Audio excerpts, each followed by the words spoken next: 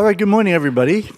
Welcome. We would like to call the Finance Government Operations Committee, FGOC Committee, meeting to order at this time. I am Otto Lee, the chair of this committee, along with Vice Chair Supervisor Susan Ellenberg, and with both supervisors present, we already have a quorum.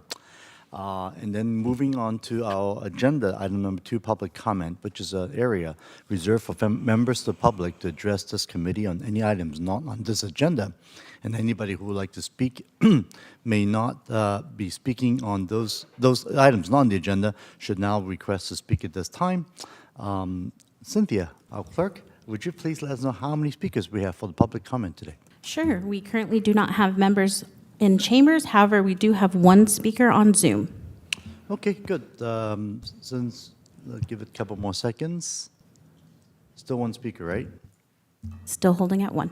Okay, good. Yeah, let's go ahead and set time for 2 minutes. Great. Thank you. The next speaker is Paul Soto. I am unmuting you. Please accept the unmute. You will have 2 minutes to speak. The timer will start when you begin speaking. Good morning, Supervisors Lee and Ellenberg. This is Paul Soto from the Horseshoe. I want to reference a letter that was written by Sherry Thoreau on December 4th. And it was regarding the position of the Behavioral Health Committee's position with respect to AB 43, the implementation of AB 43. I'd like to say that that was an excellent letter. It's very rare that I'll read a document that is very consistent with what is actually going on the streets and the necessity of the public to have the position of the county to be commiserate with what that need is. And what she was very skillfully articulated was that the implementation would have to necessitates more time and pushing the date of its implementation to its furthest date out, which was January of 26. I think, and I say that to say that with respect to what happened over the weekend, and that the Supreme Court is now going to hear a particular case because you do not have any placement for people that are homeless. So basically, AB 43 is the criminalization of people that are experiencing poverty. It really watered down the threshold by which somebody can be taken into a conservatorship position.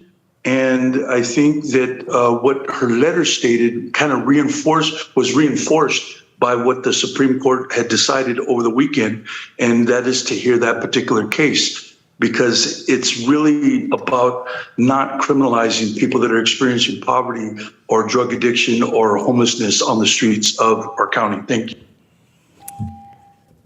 And that concludes public comment. Thank you very much. I'll go ahead and close the second part of our agenda for public comment, moving to item number 3, which is to approve the consent calendar and changes to the committee's agenda. Item 3 is the approval of the agenda and of this. And Supervisor Ellenberg, do you have any additions or changes concerning the agenda today? I would request that we move item 7 to the consent calendar. That's the report from the monthly report from Fleet and Facilities on behavioral health facility expansion, and just want to thank them for the monthly update. It's encouraging to see that San Jose Behavioral Health is now accepting more patients. It looks like 28 of the 53 beds are now in operation. So every time we add a bed, I think that's a strong positive. I understand that there are still ongoing challenges with 650 South Bascom. And that hopefully everyone is on top of that. And if there is support that we need even from the city of San Jose, I know that we can get that advocacy. So with that change, I would move approval of the consent calendar with the addition of 7. Yes, I absolutely second that and agree with your comments regarding the progress we have made in behavioral health, and especially on 650 South Bascom. I know there's been more meetings with momentum with the state trying to get the licensure through. So anything that we can do to help out with the city of San Jose, I think would be absolutely crucial for that to happen. And that being said, anybody in the members' public would like to speak on the consent calendar items should comment on this item. Anybody? It looks like we do not have any speakers for this item. Okay, close the public hearing and let's take a vote. Vice Chairperson Ellenberg Yes. and Chairperson Lee. Yes as well. Thank- Moving to item number 4, which is the report from the Office of County Executive relating to the Santa Clara County Fairgrounds Management Corporation, FMC, 2024 budget and business plan and financial statement audit for period ending December 31st, 2023. And I believe this morning we have our Asset Development Management, Glenn Williams, our Executive Director of FMC, Abe Andrade, and also Sandy Sayaste, the Director of Finance, HR and IT. Good morning.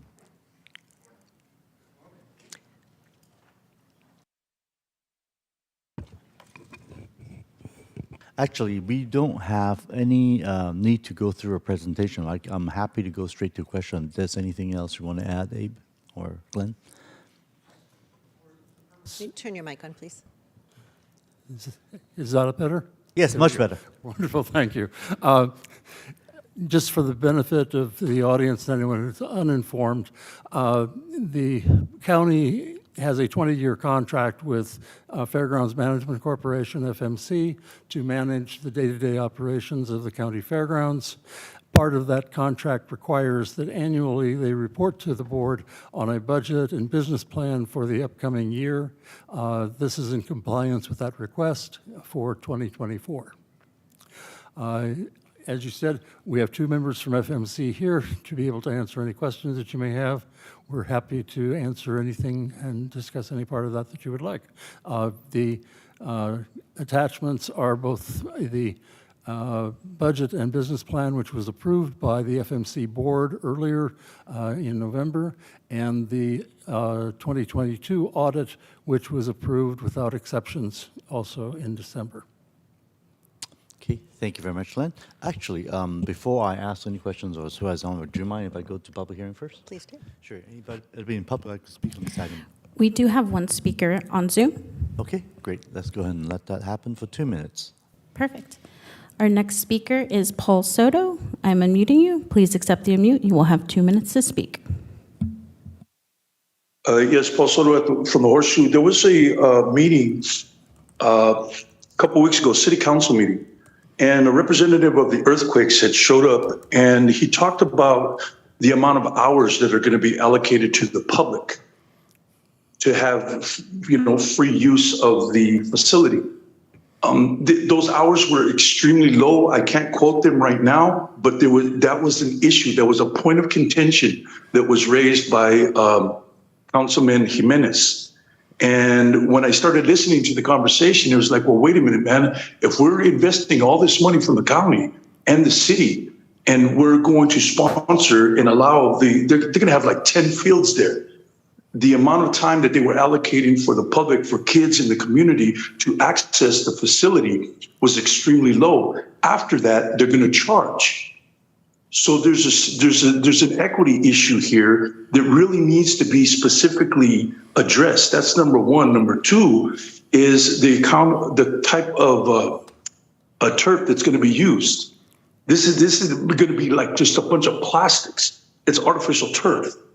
And so I think that there needs to be more a larger study that is done in order to protect kids that are going to be playing on those fields from this artificial turf. I do not believe that there's been enough analysis to determine the safety of that kind of turf and long-term effects, because they have microplastics and these kids are going to be hitting the concrete. It also gets hotter, and the risk of injuries is greater because the floor's not going to give it all. It's just straight concrete. So those are the 2 issues that I'd like addressed, and for there to be very specific terms, and for the amount of time that the public has access to it is increased at least 3-fold. Thank you. And that concludes public comment. Yes, go ahead and close the public hearing. And yes, Supervisor Ellenberg, go ahead. Thank you very much. I read through all of the documents in trying to understand the full scope of FMC's management and operation, and I have some specific questions about pieces that I couldn't quite square up, but let me just start with some bigger general questions. We know that in 2019, there was a civil grand jury report that outlined some major concerns and recommended that the Board of Supervisors and the FMC Board of Directors, and this is a quote, aggressively alter their stewardship of fairgrounds to improve financial oversight and regulatory compliance and ensure use of property consistent with FMC's nonprofit purpose. What I couldn't find, and maybe you could direct me to whether has been any formal response to the grand jury recommendations to create an improvement plan since 2019. Abe, are you able to respond to? Vice Chair Ellenberg, Abe Andrade, Executive Director, Santa Clara County Fairgrounds Management Corporation. In response to your question, we did file a response in in September of 2019, and we submitted also, we have, from that point forward, we have submitted monthly financials that are reported directly to our FMC board, to the FGOC, and to the Board of Supervisors on a monthly basis. In addition, we have continued to provide financial reporting reports on our website, as well as for transparency and full disclosure of the financial position and financial reporting of all the monthly results from the fairgrounds. Thank you. And the audit that you referenced as being approved without qualifications, who is the auditor? Is that an independent entity? Messina's Genie is the MGO, is the auditor. Is an independent third party? It's an independent third auditor. party, the same as the county auditor as well. Okay. I'd like to get a copy, please, of the most recent audit. I don't think that was attached, and of the initial response to the grand jury report, please. It should be an attachment to your package. Oh, my. The I auditor's just want to report. clarify that MGO audit, that's a financial statement audit, right? That wasn't a separate management type audit. It includes both, it is a financial audit as well as it provides management comments as well. Sure, but it's the standard, it's the annual financial audit. That's that correct. You're referring to. That's different. That I did see attached. I'm looking Yeah, at I the just bigger. wanted to make sure we weren't talking Thank you for past clarifying. each other, because I Yes. think what you were referring to was something more specific to kind of the recommendations from the grand jury, and I don't Correct. think the annual financial audit would probably be responsive to that. But Thank you for clarifying, and I am looking in response to the grand jury report. There were a couple of direct questions that were answered by our auditors in reference to the grand jury report, and they were included in the 2019 financial audit. But we can certainly follow up and present those to you. Yeah, thanks. I think my staff will work, Glenn, with you and Abe, and I really would like a detailed walkthrough so that I can properly understand this. Do we know what the net county investment has been, say, over the last decade in the fairgrounds? I'm not sure how we would define that exactly. For example, just as an illustration, the board approved an amendment to their original contract with FMC that allowed the county to pay FMC for the use of the space that they, for COVID. And I'm not sure whether you would consider that as amounts of money that were spent on the fairgrounds, or whether you're looking for something more specific. I am, and I will be more specific. And I think just kind of, Glenn, in that answer, the fact that a lot of this isn't clear to me, is a red flag around the transparency. So what I would like, and I'll come back at the end of my comments to make a formal motion, but I am interested in getting a report on the net county investment over the past 10 years that would be inclusive of one-time payments, maintenance, reimbursement for county use of the fairgrounds, deferred maintenance, funding for capital improvements, and any other forms of financial support that the county has provided directly to the FMC entity. I'm looking at some of the capital items. Nearly $1 million was spent on capital projects in 2023. The 2024 budget includes more than $2 million in capital expenditures, and an additional $1.4 million is being requested of the budget at mid-year. There's scant detail on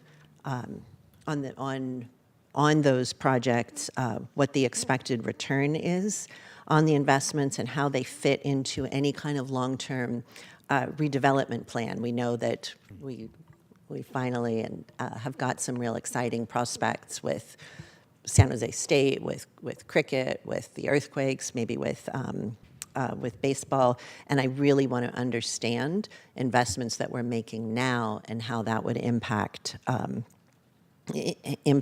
longer term. Can you talk a little bit about the capital improvements that you're looking for funding for, Abe? Are they new things? Are they more accurately defined? I don't mean accurately, more appropriately defined as maintenance projects, or are they truly new capital? Let me kick it off with a general statement. The budget that you have in front of you does not include the $1.4 million as revenue. So the decision about that is independent of this budget. That is intended as a capital investment the FMC is requesting, I believe primarily to renovate the arena at the fairgrounds so that it can produce concerts and generate revenue. So it's really a capital request that has an immediate return in terms of revenue generation. And that will be a separate decision whether the board wants to do that or not. The current budget that you have in front of you is essentially a break-even budget based upon current needs and current revenues and current expectations. Sure, it's a break-even budget, but doesn't include that Right. that 1.4 million, and it also doesn't show. I don't see any mention of available cash balance in the budget. The November 2023 financial statement showed a cash balance of 1.9 million, which was down from 4.4 million at the end of 2022. Where are those dollars reflected, and why aren't those being used for additional capital improvements? My understanding, according to the contract, is that FMC is supposed to be responsible for doing all of these improvements, for maintaining the property, and I'm trying to understand that relative to the ongoing asks for money for capital improvements. I understand. Abe, would you like to Yes. respond? As part of our management agreement with the county, the Fairgrounds Management Corporation is responsible for funding its operations and for the maintenance of the fairgrounds property. That is the funding that is used in order to fund our operations comes from revenue that is generated from the facilities rentals, from our parking, our food and beverage, and from our off-track bedding operations at the fairgrounds. Does FMC have full discretion around capital projects, or does FAF or any other county entity have to be supportive of what the capital improvement request is, given that we own the buildings?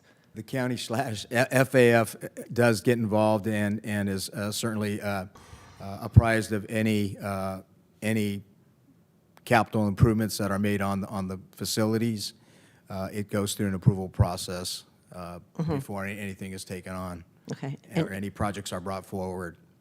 And back to the cash balance, where is that?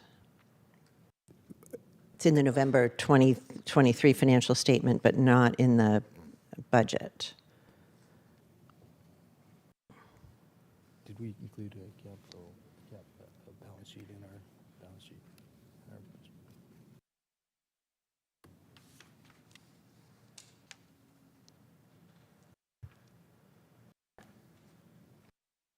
That's the audit. How about the budget?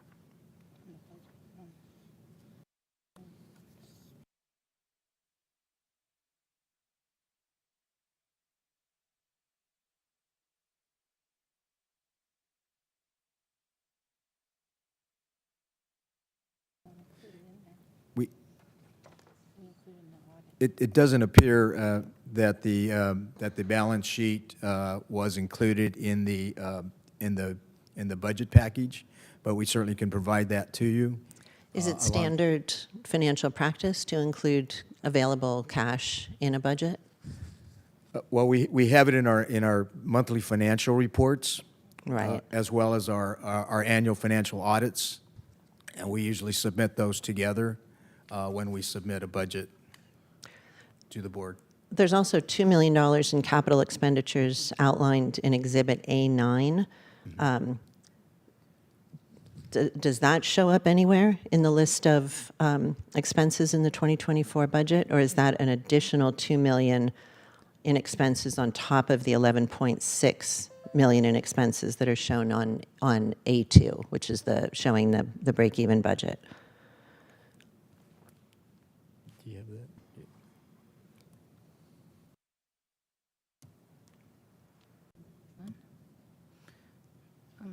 Vice Chair Helen Ellenberg, Sandy Shayeste, Director of Finance. Hi.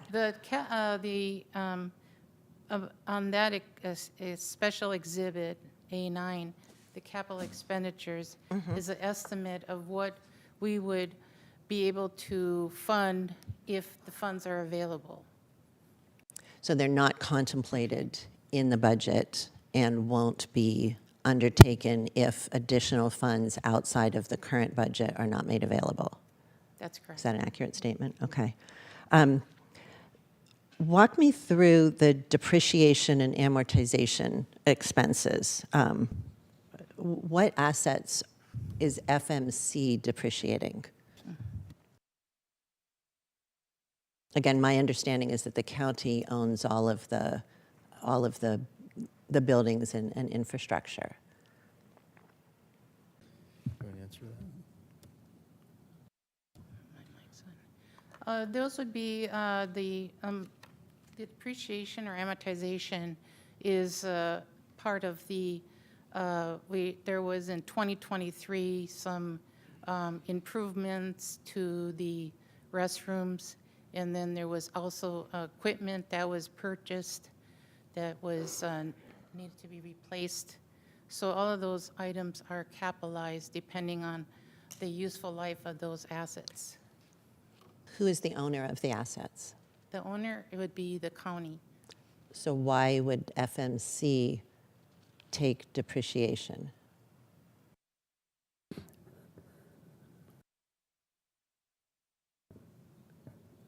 According to the way that it's outlined in our audit document, is that because the county owns those purchases, that the FMC it has the right to use those assets, and therefore that they are considered amortized instead of depreciated. And that is pretty much standard with other fairs in the state in that audit treatment. Because those assets or those acquisitions were made by FMC, they are on our balance sheet and amortized accordingly. It's a common practice within the fairgrounds industry. Did the county not provide the capital dollars to be able to make the improvements? No, any capital improvements our assets that are provided by the county are not included on the FMC's balance sheet. Only those that are directly funded by FMC are the assets that are shown on our balance sheet. Thanks, Abe.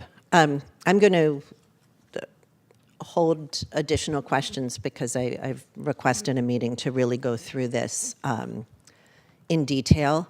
But I'll tell you, as a fiduciary of the county and now just beginning my second year on FGOC, I am really concerned about the complexity, some pieces that seem to be in contradiction to one another, and in general, the lack of transparency and in either the lack of or just the lack of visibility of a strategic plan with regard to capital, with regard to county investments. I have no idea if capital investments or other investments that we've made, if any revenue has ever come back to the county. So let me do this. I would move that administration report back at mid-year regarding the net county investment to the fairgrounds, inclusive of one-time payments, maintenance, reimbursement for county use of fairgrounds, deferred maintenance, capital improvements, and you can detail whether budgeted through FMC or FAF, and any other forms of financial support. I'd also like FMC or administration. I think I have to do it through administration, right? I don't direct FMC. Or do I?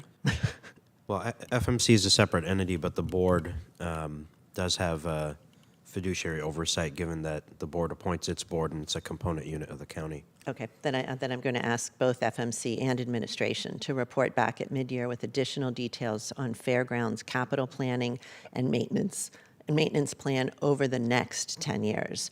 I'd like to have you include information on expected return on capital investments and how the efforts fit into the larger long-term redevelopment plans. And would look for a second. Yeah, I'll go ahead and second it. I actually just have a very brief comment on this issue. So first, I just want to thank the Abe and Glenn for answering all the questions that our staff has provided when we talked about how our expenses exceeded revenue this past year, because a lot of the space has been used for the COVID-related expenses. And now that those operations is no longer happening, and we do have more events being lined up for 2024 and onwards, correct? Yes. Yeah. So on the report coming back to us, I certainly would like to see just basically a table to show the events that was lined up in the last few years, last 2 years, let's say, and what we have coming up in the next year or so, so as to see how many more events is coming through, if that's okay, Abe? Yes. Yeah, okay, all right, and that's all I have. And with motion and second, do you have any further comments on this? Or? No, I don't. Thank you very much for all three of you for answering my questions today. Okay, thank you. I'll go ahead and take a vote. Vice Chairperson Ellenberg Yes. and Chairperson Lee. Yes, as well. Okay, the report has been received, and then moving item number 5. Thank you. Thank you. So report from the Office of the County Exec relating to board referrals with new one-time or ongoing fiscal implications to the county general fund.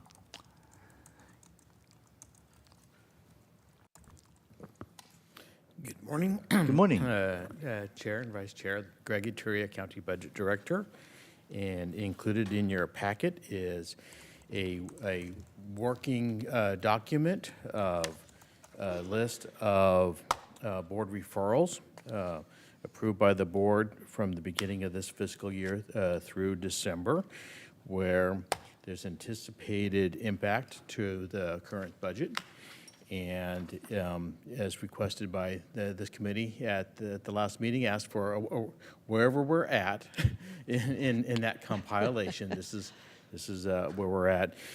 More information is anticipated to come from various departments on their operating anticipation or development anticipation that will cost out and get into the mid-year review.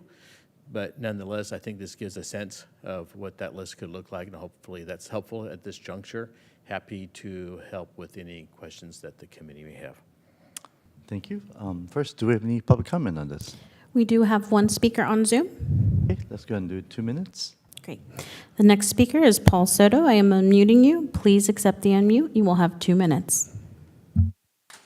Yes, Paul Soto from the Horseshoe. I just want to thank Supervisor Allenberg for reflecting the concerns of the community. You articulated beautifully what those concerns are. There should be very detailed feedback on what it is that we're getting for our investments. So thank you for that. As far as this item, item 63 is the one that I have the concern with, is that there is no budget allocated for the agricultural housing. And this is like an issue. You know, this needs to be like prioritized. Semidian's going to have all of his stuff prioritized, and so is Chavez, because they're going to be getting out. So the people that they answer to, they're going to want theirs. So they're going to be grabbing at the budget. So I'd really like the county executive, if we have an equity policy in place, and you can't get no more racial equity related than agricultural housing. This is housing for campesinos that we love to talk about, that this is the Valley of the Heart's Delight. Well, who made it that? Who made Santa Clara Valley what it is today? There's only one industry that made it what it is today, and that is agriculture. And that is what this housing is about. Now, you've only allocated $300,000 for one-time funds for, I don't know, some exploratory measure. That's fine. That's good. That's a start. But we need more. We need like an anticipated budget. And you can ballpark that because you know how many units are going to be going up. So you can just kind of ballpark that. And if you need to amend it, well, then we'll amend it then. But what I'm asking for is that there be some type of budget allocated so that we know that the county means business, and this just isn't put on some back burner. This has everything to do with campesinos and the historical injustices that the campesinos have experienced in this county. Thank you. And that concludes public comment. Go ahead and close the public hearing. Supervisor Allenberg, have any questions? Just briefly, thank you, Greg, and I heard all of the caveats. I know that it's a little bit early on. In order for this list ultimately to be useful in consideration with the mid-year budget, we are going to need to attach some numbers to them for this to be an actionable piece. I do appreciate your putting them together. Tell me how we get from here to there. Between now and the mid-year, we are seeking estimates on development costs or potential operating costs, which we can cost out in my office once we kind of get some sense. What we may end up doing, so we have fruitful and helpful conversation at the mid-year, is even put in some placeholder amounts that we think maybe represent something of this nature, knowing that later on, if a department brings an operational plan or proposed development to the board, we'll have updated estimates at that time. Hopefully that would help for the strategic level conversation that the board desires to have with the mid-year review. Thank you. That is important, especially if we're going to be asked to vote on any allocations of funds at the mid-year. And if your report could also include possible, and I realize everything is constantly in flux, but possible funding sources.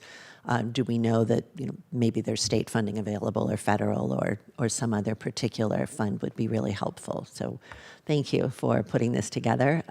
I realize it's a big ask, and I think it will really elevate the mid-year conversation with the board. And I will move approval of receipt of the report. And I'll go ahead and second that. So, Greg, yeah, so looking at the list here, by the way, thanks for the report. It was very helpful because since we have given so many referrals through these different board meetings, it's good to see all at one place of all the different requests that we're coming back with. And one thing I would like to ask the administration come back with is an updated report, since many of these referrals has not been coming back yet. We haven't seen the reports of these referrals. So if we could get this back to us, let's say an updated report by April 30th FGOC meeting, would this be doable here? Well, I think the intention is that we're going to be, as Greg said, providing an update on this at the mid-year for the board, and then the board's going to be making some decisions on whether to allocate funds or how much to several of these. So we can certainly come back in April, but I think a lot of the placeholder decisions on these are presumably going to be made at mid-year, Okay. on February 6th. So actually, you think you'll be sooner than Yeah. Oh, okay, good, We're- good. we're- Okay, that's all I and, want. and some of these, as Greg said, we'll probably just be coming with a recommendation to create a reserve Right. of some sort. Right. Because it's still undefined. Some of the other ones, like I know the Children's Advocacy Center item, for example, I know that they have a specific staffing plan they're bringing forward, so we'll be able to plug those numbers in between now and mid-year. So there's some that are in between, and some will just be kind of just a placeholder. But this will be coming back at mid-year, Okay, very February good. 6th. Well, you come back soon than I requested. I'm not going to dispute that ever. Thank you. And that being said, let's take the vote. Vice Chairperson Ellenberg Yes. and Chairperson Lee. Yes, as well. Thank you. Moving to item number 6, the report from TSS, Technology Services and Solutions Department relating to County Web Portal Transformation Initiative. I believe we have Nina Diamato, our CIO, Chief Information Officer, and also Trem Nguyen, our Senior IT Manager. Good morning. Oh, no, not yet. Let's try again. Good morning, Supervisors. Here Can we you hear go. me? Great. We did not put together a presentation, but we Fine. thought we would answer any questions that you had concerning the website transformation effort. Great. First, let's see, do you have any public comments on our website transformation issue? We currently do not have anyone in chambers or on Zoom. Okay, I'll go ahead and close the public hearing. And Vice Chair, do you have any questions about this? I do not. Thank you very much for the report. All right, so first of all, I just want to say thank you for answering a lot of the questions we have through our staff earlier. And I do have a couple of follow-up questions. On the various departments, web managers, are we getting feedback from them to make sure that this transition has been successful? And if there's any challenges that's been identified by these web managers in various departments during these transitions? Yes, and so I have Tram with me, a senior manager in the department who's really leading the effort here, and she could speak to specifics, but generally, we work tightly with the departments to ensure that we can, one, meet the demands of a modern website, but work with them in their operational tempo so we don't overload them. As you know, websites contain pages, and there's thousands of pages and only 93 websites, so 94. So a lot of the work is synthesizing the content and getting it down to a level that residents can consume.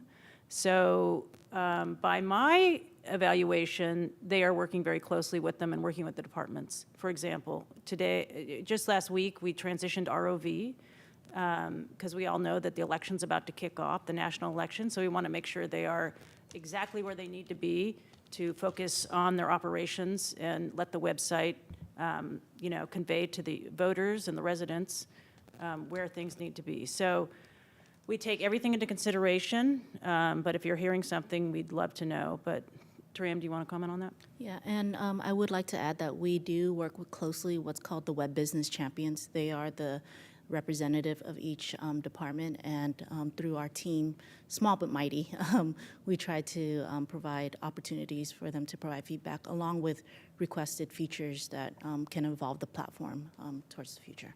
Okay, good. And I guess there's also the request to make sure that on these websites that there's a way for our constituency to reach the department with a phone number, because a lot of times it's so often that there's no point of contact. So an email and a phone number being provided in each of these departments, I think, will be helpful as well. Another thing is regarding the order of how this is being done. Obviously, we are trying to address the needs of constituencies first, so I just want to make sure that we kept that in mind. One other question I have is regarding the language access. I've asked that before because previously I don't think we were doing very well in terms of that area. on the COVID information. During those times, we've been able to get them, a lot of those languages out to our main languages. How is this transition going in terms of making sure language accessibility? Because I talked about incorporating some of these new AI, where you could basically automatically translate the web pages. It's 85% solutions, 100%, but at least the information gets provided. So I want to see if that's something that has been incorporated or still on the works. Yes, so I just had a conversation with the CEO last week, and he agrees that we need to leverage the tools appropriately. And so we're just about to, with the help of County Council and the AI Work Group, Privacy and the Security Officer, just about to approve the tools that would allow the websites to be translated appropriately in the appropriate language and contextualized. It will always have a human in the loop. Right. Because we need to make sure how it lands is exactly how it's being conveyed. So we are aligned with you on that. Good. So at the end of the day, basically, is that there will be multiple languages being made available when this project is completed, correct? That's correct, sir. Okay, very good. So in that spirit, I would like to ask the administration to prioritize updating our departments with the client-facing web function and the service transaction that is provided through the county website. And I just want to mention that the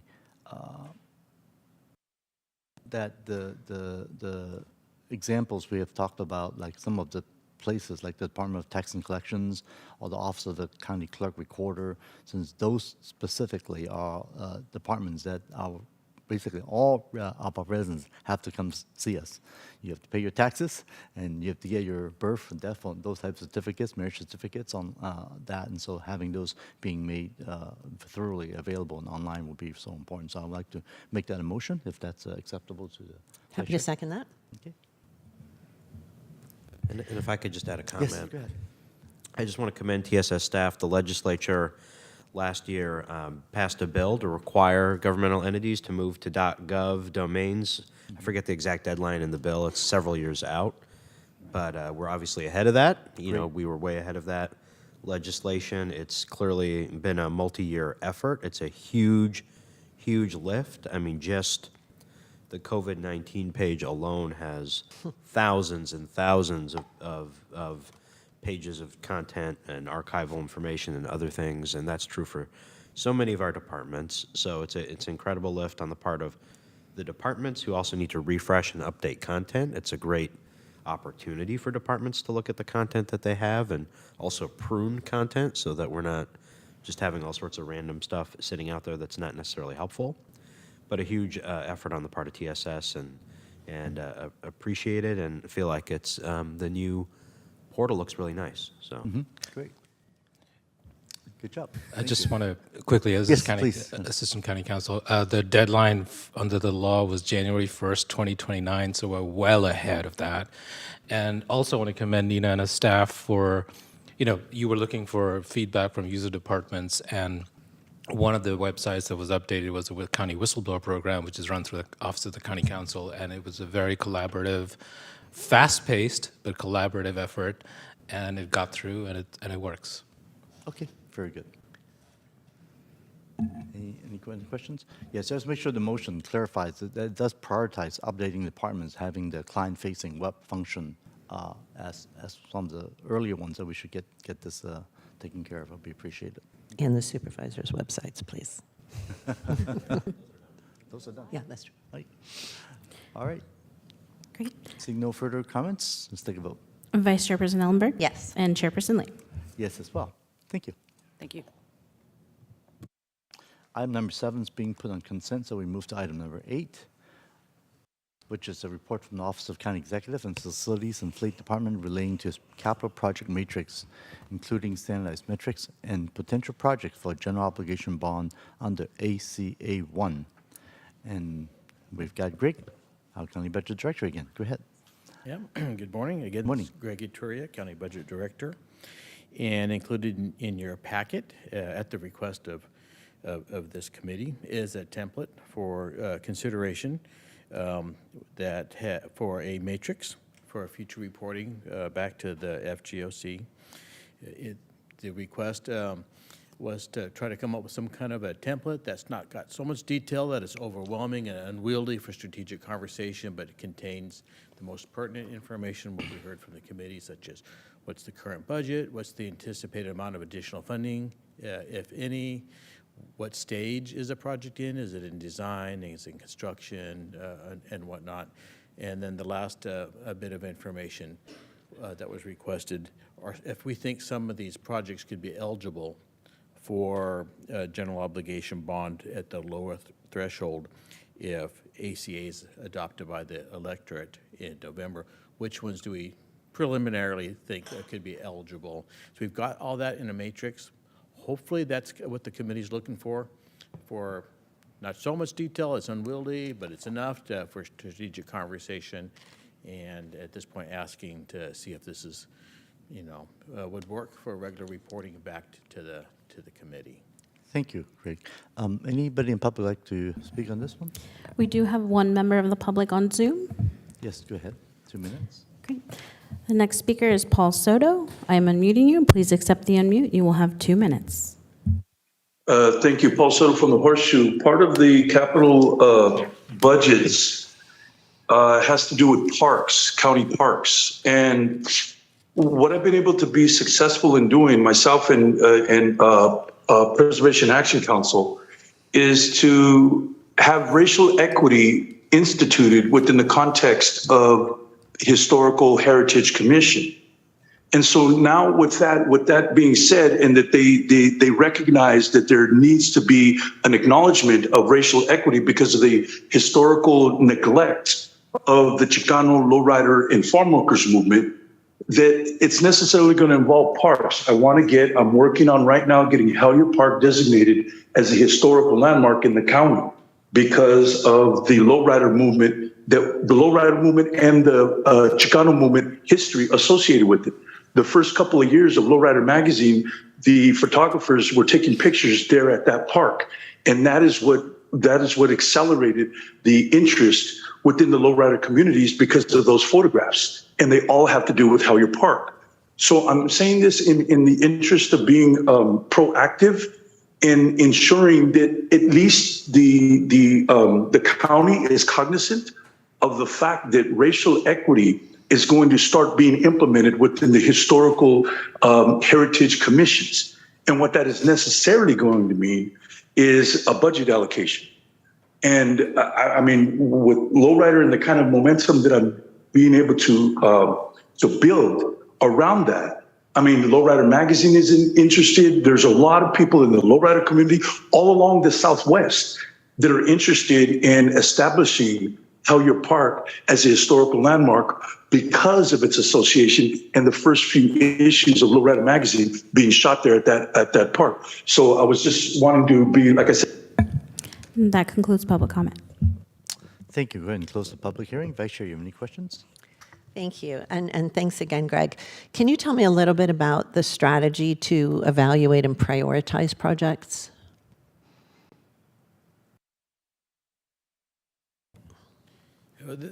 I would, of course, our county executive can weigh into probably the major player internally with strategy. But there is ongoing, evaluation and discussion between the FAF facilities planners and capital project managers and leadership in the county executive's office, the county executive, myself and DCEs, on an ongoing basis to monitor and understand how needs are evolving and costs are evolving. Right, and I will turn to James. That to me is a really important public-facing piece to be able to explain and defend how we prioritize projects. I'll get the strategic answer from James, but I would like future reports to include a column that depicts that identifies the priority level of that project, please. And if that changes, that's fine for reports to iterate. But at any given moment, I want us to be able to be clear on what the high priority projects are. James, strategy? Sure. So I can speak to that for this upcoming year. I can't really speak to that for prior years. Fair enough. But given our fiscal environment, I think we're right now looking at something that's pretty straightforward, which is completion of projects that have commenced. It's very costly to terminate projects that have commenced, and in the long run is very fiscally imprudent for the organization. Second is maintenance and continuity of operation projects. And we have still, candidly, some very significant deferred maintenance and continuity of operations projects that come out of the last budget cycles at the county that did not have significant capital funding that have remained unaddressed for a number of years. And so while we have some facilities that are quite new, we have other facilities that are falling apart, and addressing those either by way of repair or upgrades, or in some cases replacement through even sometimes an alternate facility that sometimes is more cost effective for us. But those are the key drivers. In terms of the new facilities or service expansions, those are, many of them are driven by board-generated actions, and I think you'll see that if you look at that list. That's the first chunk on that spreadsheet, are the new facility service expansions, and many of those should look like items that are familiar to you as items that have their origin as some sort of board referral. The other thing that we look at is available funding sources and operational impacts. I think the big lens here is there's clearly a need for a general obligation bond for county facilities. You see a 2.5 just estimate, and probably the real number is larger, funding gap, $2.5 billion, $2.6 billion funding gap. And the 10-year CIP has shown a very substantial funding gap for a number of years without an identified funding source for a lot of these critical facilities. And I'll give you one specific example. Yesterday morning, I was down in South County, and, the good news is after the acquisition of St. Louis Hospital, it's full, and it is full. It wasn't when we bought it. It is now. There's incredible demand. It's the only hospital down there. That's why we preserved it from being closed during the bankruptcy process. And we're operating half of that emergency department out of tents. And so we need a very significant facility expansion there. There's no question about it. It's very obvious if you visit. And that is the exact type of project that if ACA 1 passes, it's a hospital facility project, that would be the appropriate funding source to tap into. We don't have another funding source that would affect our operating budget. So that's a specific example. We've marked those types of projects on the column that says eligible. And I think what we would look at is to see what kind of overall package can be put together that is one that is politically palatable, right? Because it would be a county-wide vote. It needs to have a reasonable package of projects for the community overall. Obviously, it has to be projects that would be eligible.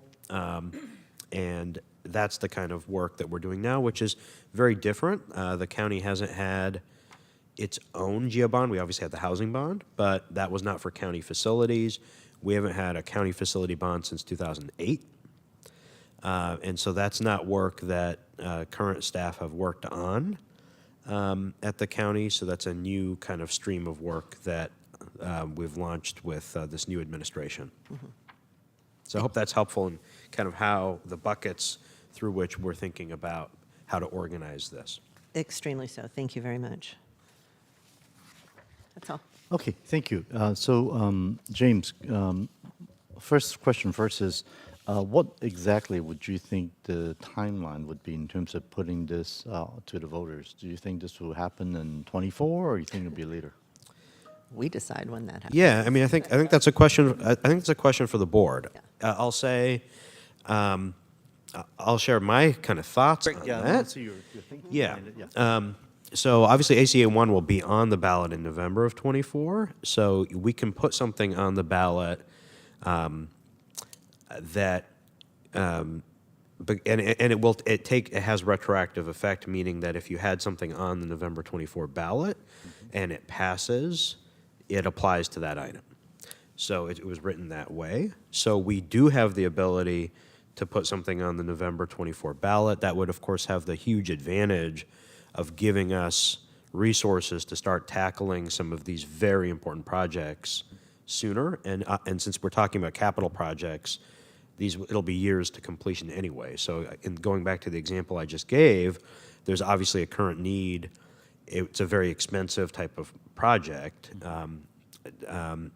And having access to that funding beginning in '25 would require a bond in November of '24.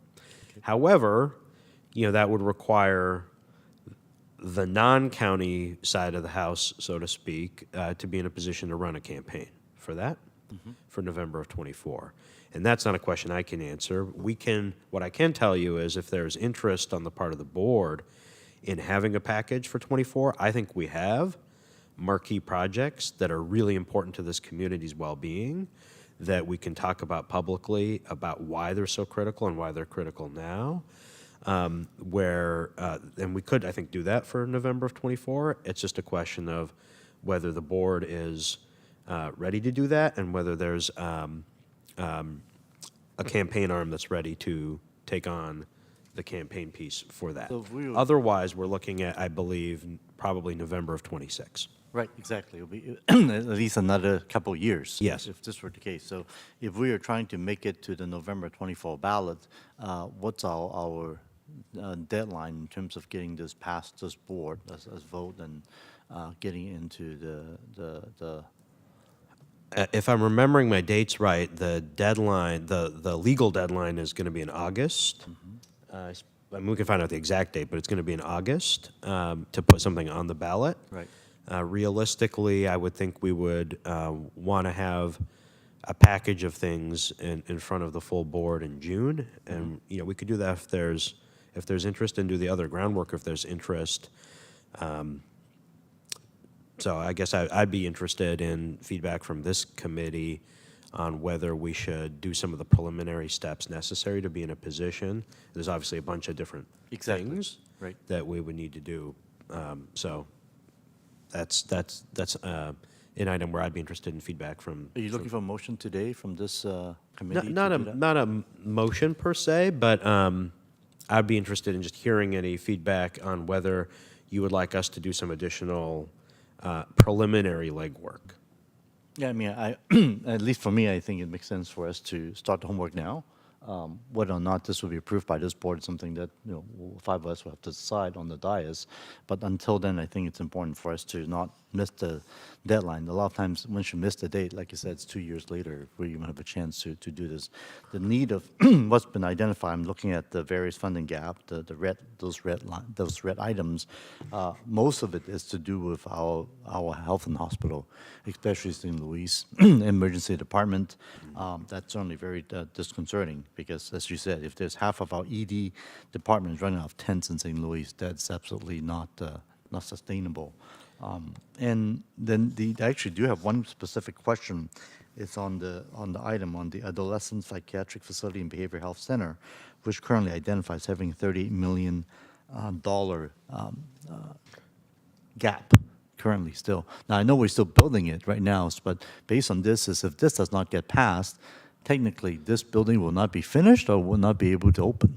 Well, so that's an example of an item where I said, when I was asked earlier, how do we prioritize? That's a building that's literally under construction. Right. You can expect to see in the recommended budget a new allocation to fill that gap. Of course, that has other consequences, but we wouldn't recommend having the building be half built. So we will be recommending filling that right now estimated $38.6 million gap in next year's capital budget. But that's not money that's currently budgeted. Got it. Okay. No, this is helpful. So I just want to understand the urgency of this need and also the timing, so that, yeah, I think you've heard from me. I don't know if Vice Chair have any different opinion on this. I think the need is abundantly clear, because this is ultimately a political question. We have to think about the fact that there's a substantial capital bond on the March ballot statewide, Prop 1, for mental health-related housing. There's potentially a regional housing bond on the March ballot. There's ACA on the November ballot. And general polling around climate and direction of our communities hasn't been as strong as I've seen it in other years. So it's not only a matter of getting a package together, but really testing the voting waters.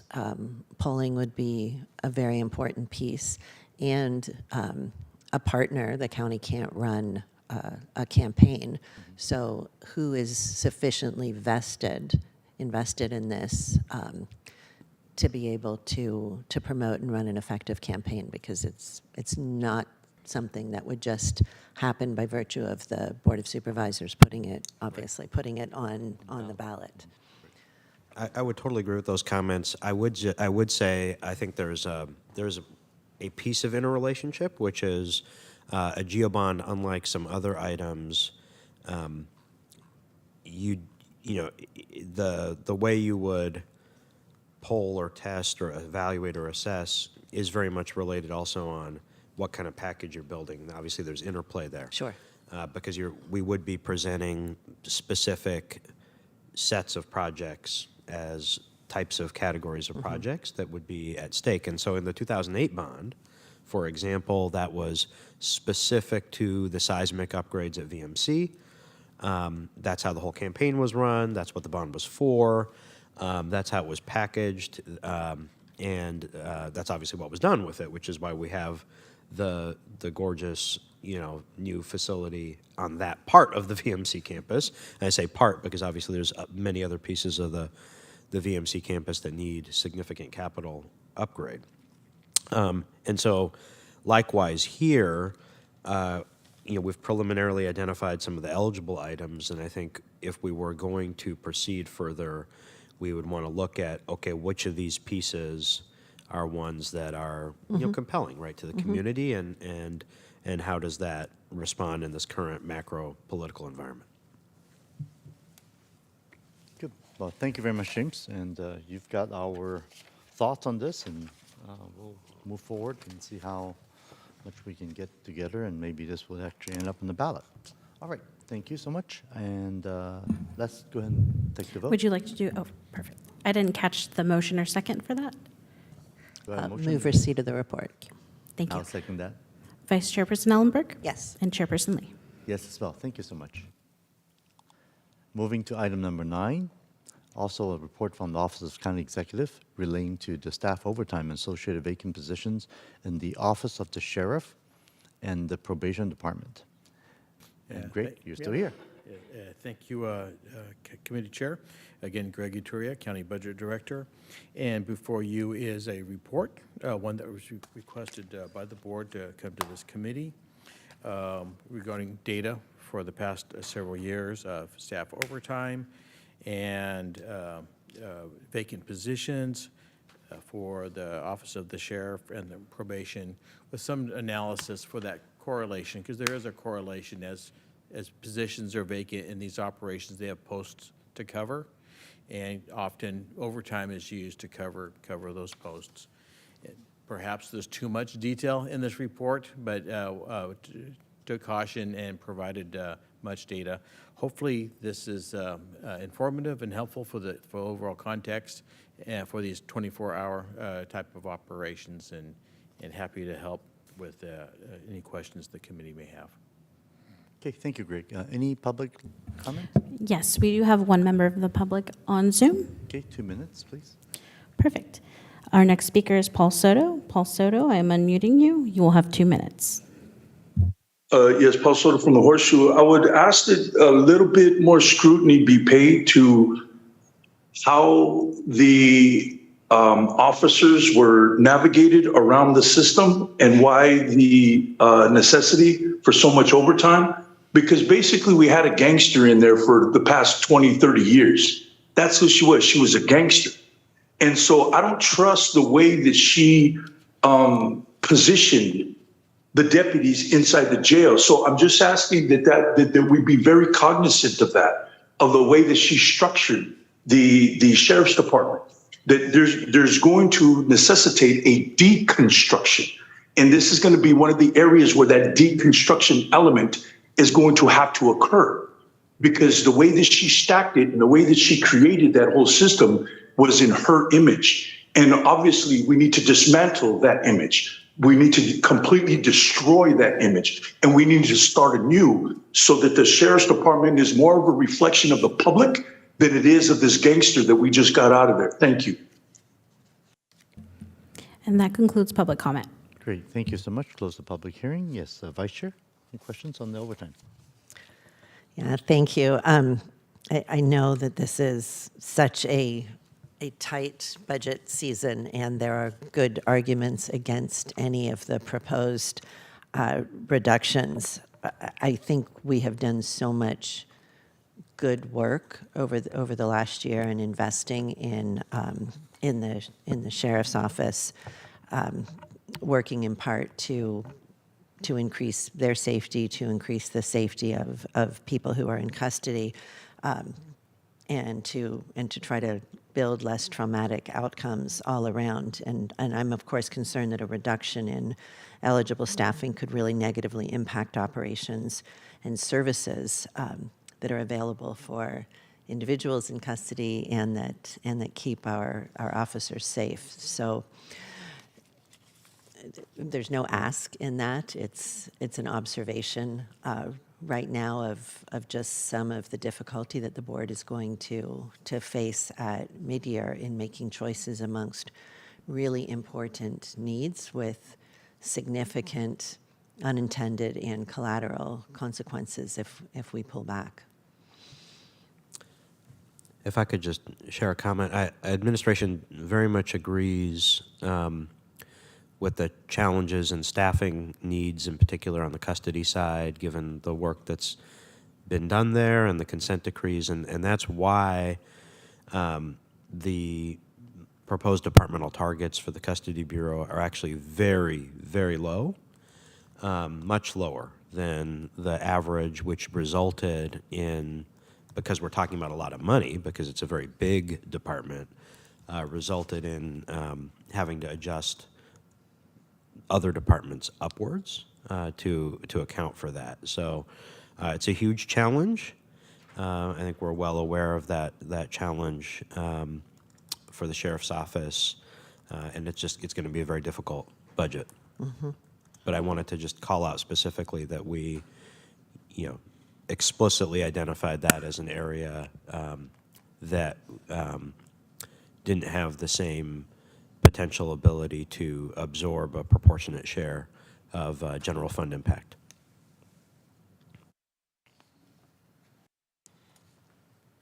Any more questions? Okay, sure. Thank you. So I was looking at the report here. Thank you so much, Greg, and I see some of our deputy chiefs are here. I'm very concerned about some of the numbers. Let's go over the sheriff deputy vacancy rates. If you look at the rates by itself on the table, it actually looked pretty good. It looks like, it was 14% 2019, and then becomes 20% in 2020, 21, and then boom, it dropped to 1% in 2021, 22, and then 9%, and now 15% as the average. The problem with that chart is the fact that the number of positions has authorized went from 464 to 366 between those 2 years, 2020, 21 to 2021, 22. That's what you see, the 20% drop to 1%. But reality is that those vacancies are really not being filled. And so with that percentage going up now from 1% to 9%, what that tells me is we are still losing people and the vacancies getting worse. So, and I would say, correct me if I'm wrong, the reason we have such high overtime is really a result of having very high vacancies, that the work still needs to get done. Therefore, we need to assign other folks to do the work, and that's why the overtime is so high at this point. Is that correct? Obviously, the sheriff can speak from the operational perspective, but we see that as well. There is significant vacancies, and then the budget from my perspective, the budget is for those vacancies is instead used to pay overtime, so that way others can come in and cover those posts since they're 24-hour operations.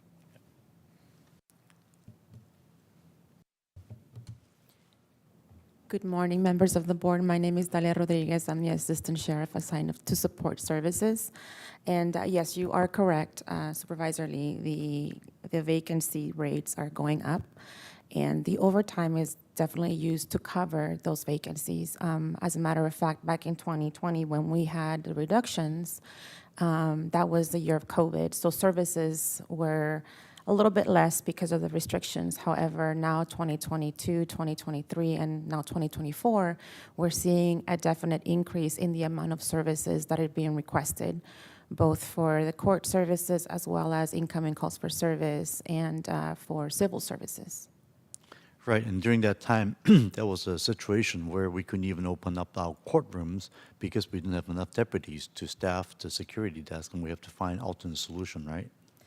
Right, so we're currently, to make sure that we are able to open those courtrooms, we are under mandatory overtime, which is basically equates every deputy is directed to work one mandatory overtime shift per pay period. That's my accent coming out. Could I just note, Yes, if go you ahead. don't mind, just a quick interruption, just to express gratitude. We talked about this at PSJC yesterday, and I don't know how the mandatory overtime is being received, but it has allowed the opening of 3 additional courtrooms. The backlog for criminal cases has been decreased dramatically. Judge McGowan yesterday expressly thanked the sheriff's deputies for stepping up in this way, and I just want to repeat and echo that appreciation. Thank you. Doesn't solve your problems, but please know that work has had a tremendous impact. Thank you for the words, Supervisor Ellenberg. I think that we have been working very hard and very diligently to make sure that we're able to staff those courtrooms. Yeah.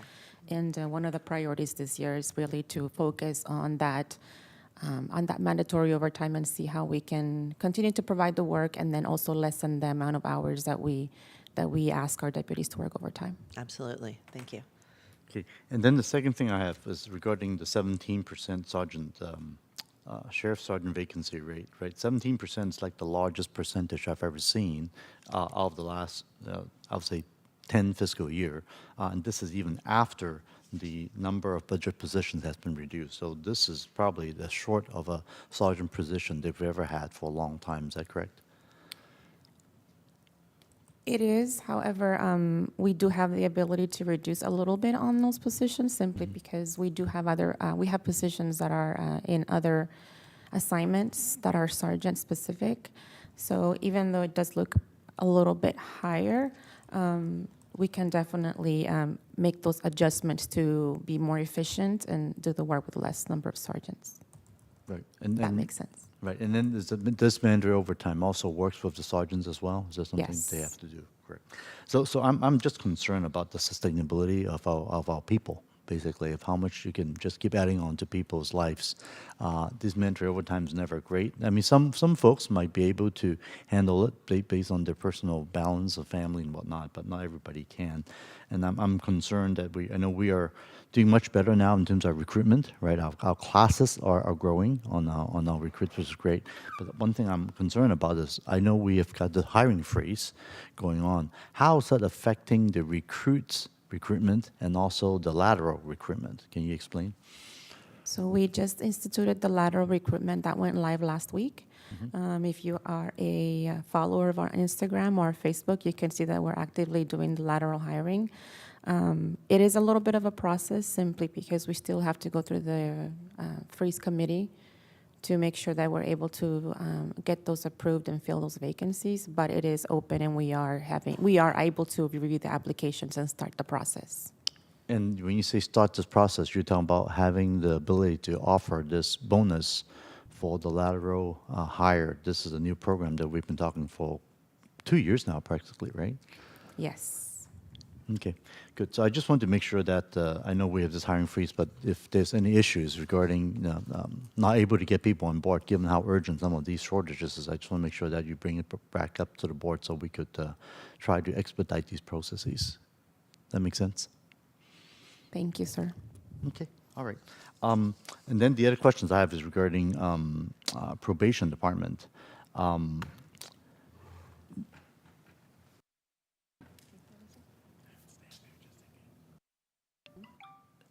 The overtime is definitely being impacted, looking at the chart and how serious it is.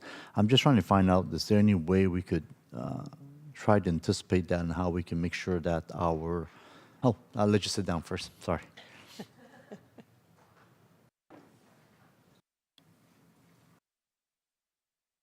Thank you. So the question I have for probation is, what is being done to better plan for the overtime budget within the probation department? Since a few of the areas that are impacting our overtime really is not going to go away. And who do we get the budget to be closer to the, how do we get it to closer to the actuals in the future? Oh, you need to turn your mic, thanks. Good morning. Good morning. My name is Alex Villa, Deputy Chief over Professional Standards, recently over Institutions. And with me, I have Mark Utze, who's the Acting Deputy Chief over Institutions. And to answer your question regarding what our plan is to address the overtime within the institutions, basically how we're addressing it is trying to collaboratively, when we see that there's DPO vacancies, what we're doing is opening up on the GC and PC side of things in order to have a parallel process that occurs. Some time ago, that maybe wasn't the most efficient way that we were doing things. So now whenever we see that we have a need on the DPO side, knowing that roughly 80% of our new hires into the DPO series come from institutions, we pull really heavily from the institutional staff into the DPO series. I think that's actually reflected in the numbers that you have before you. And so one strategy is to make sure that we're efficiently and paralleling that process, that DPO hiring process when we see there's vacancies. The other one is trying to address the extra help pool and trying to get additional staff into the pool and have them be available for utilization as extra help within the institutions, which will help cut down on some of the overtime that's occurring. But as you can see, it's a very complex challenge, and SB 823 in and of itself created some unique challenges that we're rising to and overcoming, but it's just a little longer in happening for us in terms of staffing. Okay, I just want to make sure that that we try to anticipate as best as we can, and if there's any type of a challenge on the hiring side, because we, like I asked earlier, same thing, right, the hiring freeze, how would that affect what you need to do in terms of get those vacancies filled? In respect to the hiring freeze and how that impacts our staffing, we definitely have folks that were in the pipeline, and we are kind of just waiting to see where we land in terms of our budgetary requirements and making sure that once we are freed up, we can continue that process with those candidates, moving them forward. But at this time, everything's kind of on a pause status until we get those items taken care of. Because if we cannot get those hired, that overtime is just going to continue or get worse, right? Basically, I mean that's what my point is, and I think this is what James I'm trying to understand is.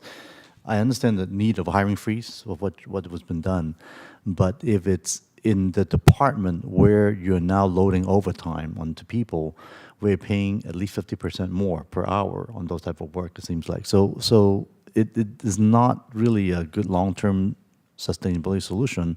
I just want to make sure that that's being accounted for in the hiring freeze in order to allow people not just doing extra overtime and burning our overtime budget, and that then we actually in many ways lose out on our budget at the end of the day.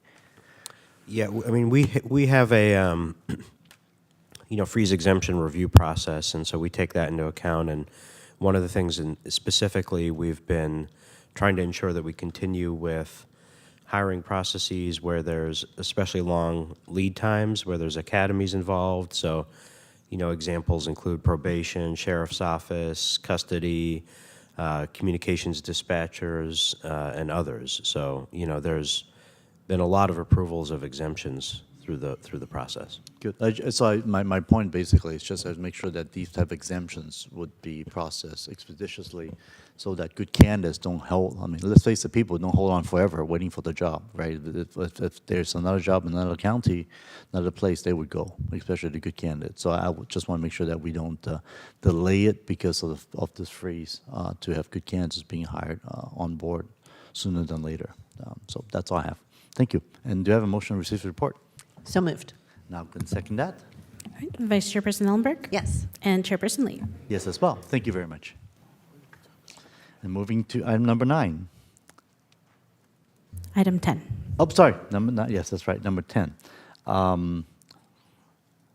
It's the agenda. Is the monthly legislative report from the Office of Intergovernment Relations, and if I may, yes, Dave Campos. Chair Lee, this is David Campos, Deputy County Executive. My apologies for not being there in person. I'm actually coming from Sacramento today. We have a number of meetings with members of the legislature where we're discussing a number of items that we have presented, including items relating to the initiatives that have been prioritized and will be voted upon later this month. And so the legislature just resumed its session a few days ago. So there's really not a lot to report at this point. As you know, the governor's budget came out last week. We sent a brief memo outlining some of the key points, overall more positive than we expected, with the budget deficit being less than was originally projected. But at this point, we don't really have anything specific to report upon, but happy to take any questions or any direction from the committee. Thank you, David. Anybody in the public like to speak? We have no speakers. Go ahead and close the public hearing. Vice Chair, any questions? I don't have questions. Thank you for the update, David, and possibly I will see you in Sacramento later today. We look forward to seeing you, President Ellenberg. Yes, questions for you, Dave, real quick. We were going back and forth regarding the ERAF funding situation. Has there been any exciting development on that? Yeah, maybe I can maybe speak to that if you don't mind, David. Yes, please. Yeah, so very negative development, Oh, which I shared with the board the other day, but and I'll talk about more at the board meeting. The governor's budget proposes a change in law to change part of the calculation associated with ERAF. It would overturn an appellate court decision that we won regarding that part of the ERAF calculation. It would have a negative $32 million ongoing impact to our property tax allocation for the county itself, and an additional negative $10 million impact to our cities and special districts. We are ramping up communication on this. It also affects the other excess ERAF counties of San Mateo, San Francisco, Marin, and Napa. Our understanding is the fiscal impact for San Francisco and San Mateo counties is actually larger than even ours. Mm-hmm. So we will be working in coalition with them. Just to be super clear, this is not something that's currently accounted for in our local fiscal forecasts. So this would be an additional cut on top of what we currently have. It would be an ongoing cut. It would have very negative impacts for us. And I think there's no question that this will be our top priority in Sacramento this year, given the magnitude of the fiscal impact and the fact that it's ongoing, that it's discretionary revenue, it's a permanent change to the property tax calculation. huge issue for us, and that it would presumably be the first of, if successful, a series of efforts to change that calculation, I would anticipate, from the Department of Finance. So we will be continuing to provide information to the board. We're working on a one-pager. We're working to inform the whole delegation. And like I said, working in coalition with the other affected entities so that we have a strong presence on this. But it's a very big deal for us, very big deal. If I may, Mr. Chair and Madam Vice Chair, just a couple of updates related to what the county executive noted. This is our top priority, and just know that we have already reached out to a number of members of the legislature, including key members of committees where this item would go before. And we're also working with the other 4 counties to engage them as well, because we need all hands on deck, and to be able to push back on this effort, we're going to need as many allies as we possibly can have. And the last thing that I would say is that we're sort of playing a leadership role here on this issue, because it doesn't seem that there's a lot of awareness of what the governor is proposing. And of course, we go through this exercise with the Department of Finance every other year. It seems that they're always trying to claw back some of this money, but we will keep you posted, and at the direction of the county executive, this is our top priority. So is this a law that would be voted on by both the Assembly and the Senate eventually? Yeah, so specifically, it's, when the governor presented his budget, Right. there was language in the education chapter, because that's where these issues reside, Right. that said that they were going to seek a, quote, clarification, which is actually a change in law, because like I said, we won on this issue in the appellate court. It was worded in kind of a vague way, but Right. we immediately Caught knew it. exactly what was going on there. It would presumably show up as a budget trailer bill proposal written by Department of Finance Right. that would end up being voted on in May or June. So we have some time. That would be probably the mechanism. So they'll do it as part of the budget, but it'll be a standalone trailer bill, because they would have to change a bunch of statutes. And they may package it with other stuff too. So we're going to ramp up advocacy, build allies, and be a consistent presence on this issue all the way through the budget. Okay. David, since we talked about this South Bay delegation, also even the Bay Area delegation that will be affected, have you been getting positive comments from our assemblymen and senators on this? Positive from the ones that we have spoken to. In fact, I've spoken to Senator Laird, who chairs the subcommittee where this proposal would come to. Also spoken to Senator Wiener in San Francisco, which, as James indicated, is also impacted. And, we're trying to engage other counties. Spoke to Supervisor Canepa in San Mateo. They're impacted as well. And one thing that I would add for our board members is, as we develop our strategy, given the many relationships that all of you have, we need to connect with you to see ways in which you as board members can also advocate. The last time that this happened, it took all of those efforts to block what they were trying to do. One of the challenges that we face is that we have new leadership in both the Assembly and the Senate. On the Assembly side, that's a very positive development, because we have one of our own members, Speaker Rivas, who is in that role. But the Senate pro temp president was very instrumental, and that's a new person. But in this case, he also represents one of those counties, Marin. So I think it's going to be an uphill battle, just because it only impacts 5 counties statewide. But I know that if we organize, we can do this. Good. Thank you for the update. No more from our Vice Chair? Okay, and I think that's all I have. And do I have a motion to receive this report?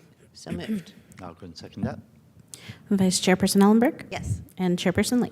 Yes, as well. Good job, David. Thank you for the great update, and good luck on your trip to Sacramento, and keep fight for us up there. Thank you. That's my plan. Are we adjourned? And other than that, I think this takes us to the end of our meeting, and the next FGC meeting is scheduled on, oh boy, February 29th. that special day at 10 a.m. And this meeting is now adjourned. Thank you, everyone.